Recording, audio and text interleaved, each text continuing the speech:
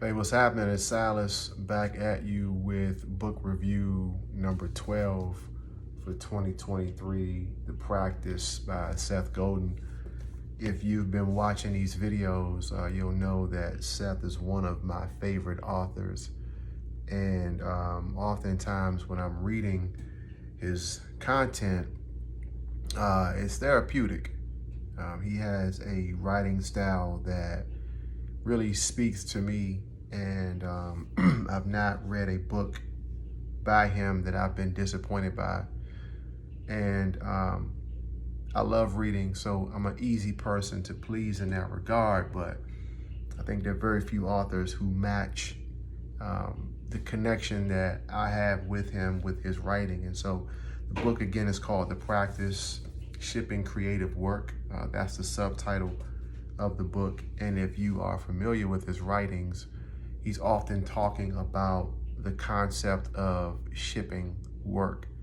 And what that means from his perspective is that of all the planning you can do, of all the thinking, of all the contemplation, the most important thing that you need to do is to ship the work that you do, to put the work out there, to make yourself available to the world and to make your product available to the world. And so he's done a tremendous job of breaking down what that means, breaking down how that impacts the person that is shipping the work, but also how that impacts the person or the people that are receiving the work that's being shipped. And so there are a lot of notes that I took while reading this book. And I wanted to share a few things that I wrote down that stood out to me as I read the book. Early in the book, he makes a statement that says, for the most important work, the instructions are always insufficient. And what I took away from that is the things that are most important that we should be doing, they don't come with instructions. And if they come with instructions, that's only a part of what's necessary.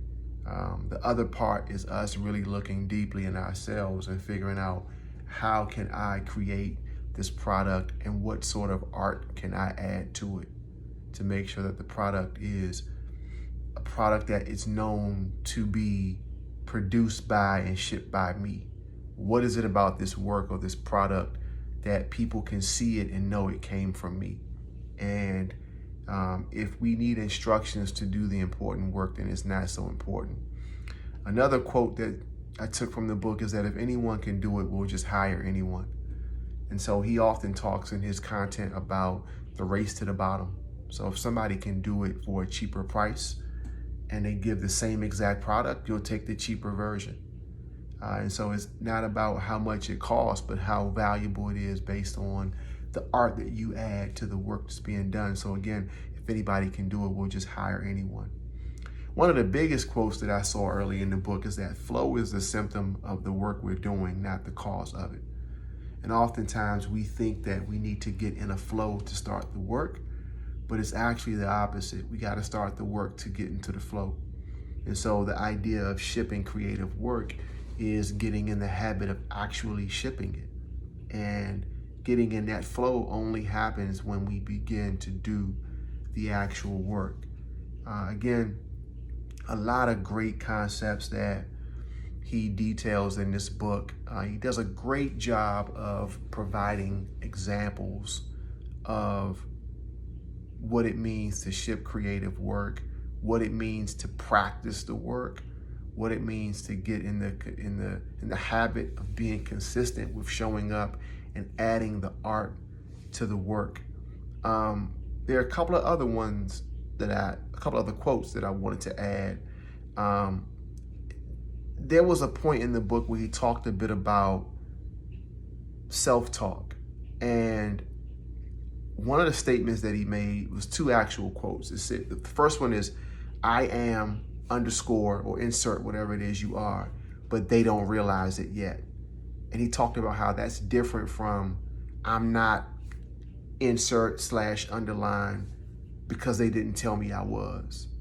And so there's a difference between I'm a writer, I'm a doctor, I'm a parent, I'm a loving person, I'm a business owner, I'm an athlete, I'm any of those things. People just don't see it yet, versus I want to be those things, but nobody's giving me permission to do that. So I found that to be a profound part of the book. And, he talks about in that portion of the book, the real definition of good decisions, good outcomes, the habit of identity, which I thought was really important too.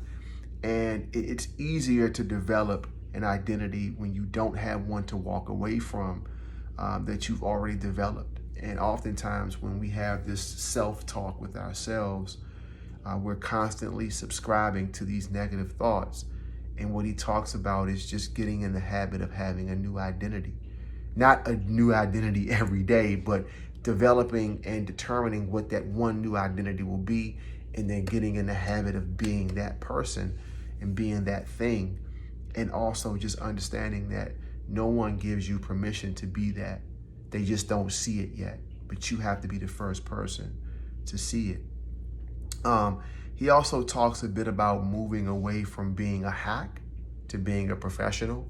And he describes the hack as a person who really has no artistic vision or integrity, versus a professional being someone who's persistent, and they're persistent in serving their audience, and coming from a professional point of view, looking at this idea of being a professional that ships a specific kind of work and saying to yourself, I'm going to be committed to doing this. I'm not a Johnny-come-lately when it comes to this. And because I'm not going to be a Johnny-come-lately, I'm going to make a consistent investment in becoming the best version of the person who ships this work as possible.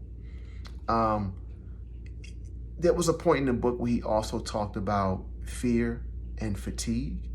And I thought it was a really, really important part of the book, because when we get up every day and we have this habit of identity, when we get up every day and we commit to ship the work, it almost gets to a point where we think that we have to be robotic. And a part of the art that we add to the creative work that we create is understanding that emotions do play a factor. But there has to be a point in time where we decide what the work needs versus what we need. What does the work that we're trying to do need from us versus what do we need from the world? And if we can realize that it's important to take intentional action in those moments where we don't want to actually do the work, but we need to, then it's important. He talked about authenticity in this book, and it's not the first time that he talked about it. And he makes a statement where he said, inauthentic means it's not personal, it's generous. And what he's essentially saying is that when you're only nice or available or hospitable to people that you like, that lack of consistency doesn't allow you to ship the work that you need to ship. That it's only truly a test of who you are when you can be generous and respectful and nice to people that you don't personally like. And yeah, that may be inauthentic, but inauthenticity sometimes is more useful and needed than you being authentic. The authentic version of myself may not have wanted to record this video. And it may be a book that I don't like as much as this book, and I still have to read it, finish it, record the video, and post it. And so that's me being generous even in moments where I don't want to do the thing that people are accustomed to me doing. So again, shipping that creative work is about looking at what's useful versus what's authentic. And so sometimes you have to be inauthentic to be consistent and to ship the work that is necessary.